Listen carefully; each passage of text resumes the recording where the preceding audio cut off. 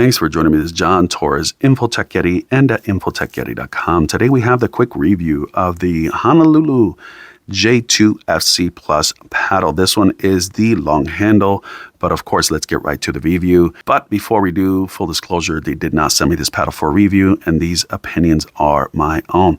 All right, let's talk about first impressions. Right when I took the paddle out of the bag, the balance threw me off. Now, not in a bad way, it's just not what I'm used to. I have the Vatic V Soul Power Flash and also the 11624 Vapor Power, which is very close to this shape kind of paddle. Those I prefer in the balance because those feel a little bit more top heavy. So if you're finding that you want to get something like that, I would recommend to add a little weight. So that's just a little bit my take. Now let's talk about how this paddle performs. This paddle really impressed me, of course, just like many people, on the stability. I really like it, and the whip throughs and the volley exchanges, the sound, the feel just fits my game. Now for drives and for serves, it took me some adjustment. I'm coming from elongated shaped paddles like the Bread and Butter Loco and the Loose Tornado. So it took me some time to really adjust in that first few games to play with this paddle.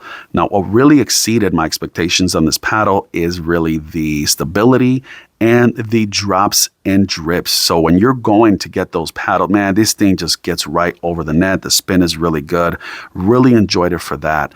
Now, one of the things I'm really not crazy about is the grip. The grip is not tacky at all. You're gonna have to really replace that or just put an over grip. Again, the balance is just a little bit unusual for me, but one thing that's really threw me off is that the end cap is not as others that I've had, and for some reason it feels very flush to the handle grip. So I feel like myself in the balance, I have to grab the paddle literally towards the end where my pinky is almost at the edge itself, something I'm not used to from some other paddles.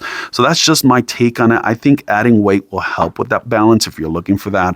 But again, something that's really good and what people are thriving about is the stability on this paddle, meaning the twisting on that. Super stable. You can play it stock if you needed to. As you saw, I added some weight just to try it again. I'm going to try it out this week on Thursday. But what I recommend this paddle, sure, if you're on the fence and wanted to get a Honolulu J2F paddle or J2NF, I would recommend the long handle if you use your two-handed backhands, which I do for dinks and drives. But if you're not really one to use that, I would go with the standard handle length because you get a larger face, which gives you a bigger sweet spot for those drives and game. Nevertheless, this really impressed me. It's just going to take some more time to adjust from my elongated shapes to this one. If you like this video, click on a thumbs up, leave a comment down below, and please don't forget to subscribe. I'll talk to you guys in the next one. Peace.